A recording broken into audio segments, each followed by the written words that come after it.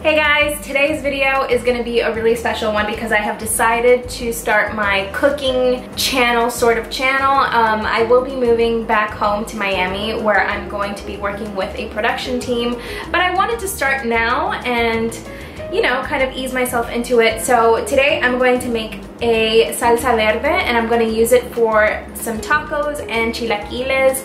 Hopefully I will make the chilaquiles because I don't want to fry my tortillas, but I'm going to have to in a little bit of oil. So I will show you guys how I do that in a very easy sort of fashion, and we're going to get straight into the sauce. So I'm starting off by peeling the tomatillos. They come in this sort of leaf wrapper, which you definitely have to take off and rinse properly because they are sticky and you don't want any of that to transfer into your sauce.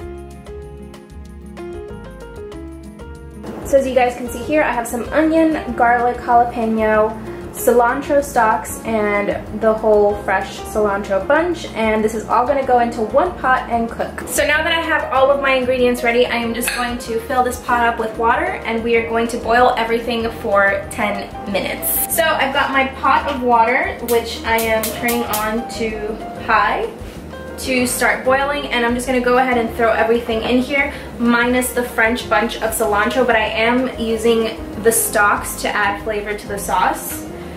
Now in the original traditional recipe you don't use the stalks, but in my opinion I think it's such a waste to throw away any stalk from any herb because it really adds a lot of flavor to whatever you're cooking, so you could always throw it into a soup or anything that you were boiling.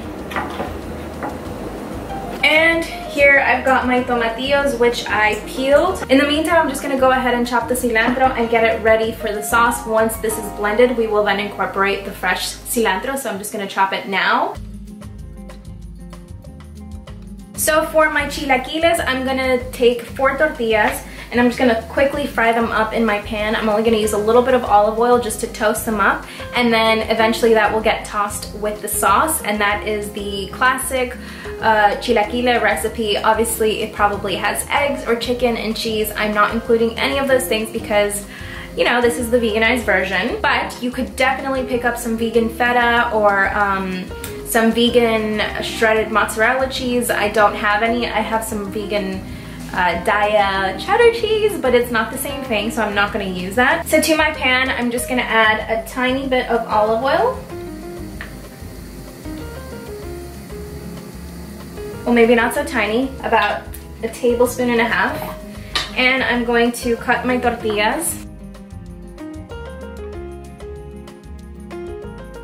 We're going to test out the oil with 1 chip. Okay, and that is definitely ready. So I'm just going to do it in 2 batches.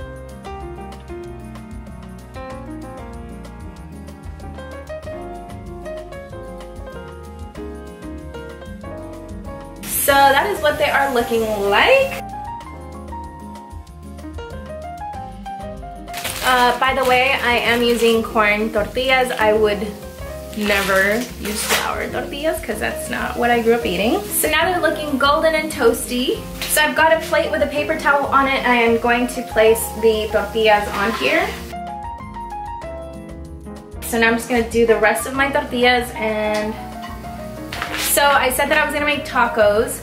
I decided I'm not going to make tacos because I think this will be definitely filling enough for me, but I wanted to show you guys what I was going to use. I was going to use the Beyond Meat Southwest chicken strips. What I like about this is that it is shreddable, so it's the perfect kind of meat replacement to use in chilaquiles if you want to shred it up and toss it with the chips, or if you want to shred it and toss this with the sauce and then put it in a tortilla for tacos or nachos. I mean, the possibilities are endless with Mexican food. I haven't added any extra oil to my pan. I'm just using whatever oil was on there. And these are a little bit less oily than the first batch, so you don't even have to put oil in the pan. You could literally just toast them in the oven and then break them apart if you wanted to do that.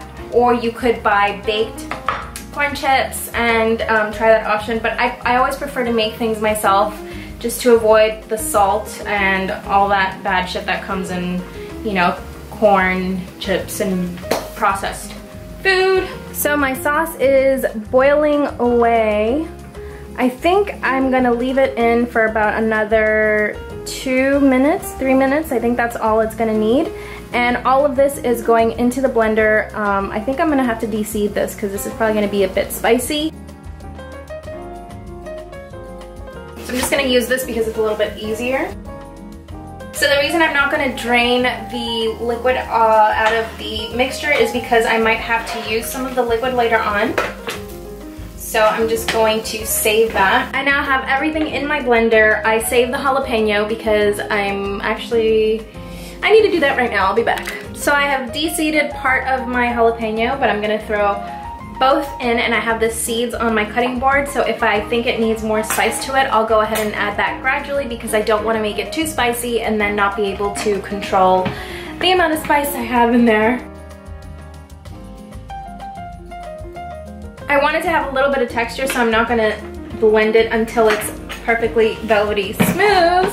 But now is the time to add salt. I forgot to do that before I blended it, so I'm just gonna go ahead and add some salt. I'm probably gonna do about a tablespoon for this whole blender full of sauce. So I'll be here for a little bit. Oh my God, I'm running out of salt. Ah!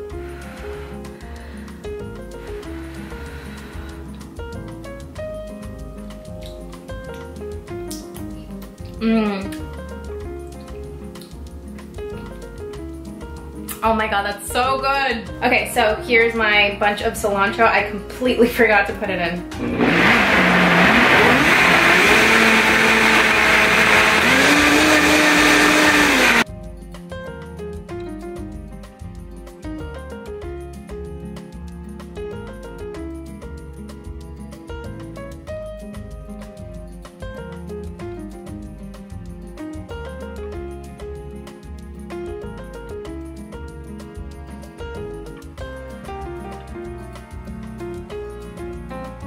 I am ready to dig in.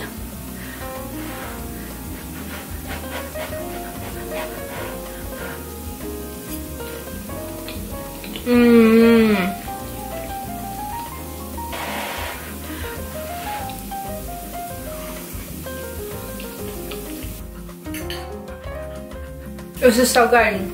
It's so comforting too. That's it for me. Bye guys.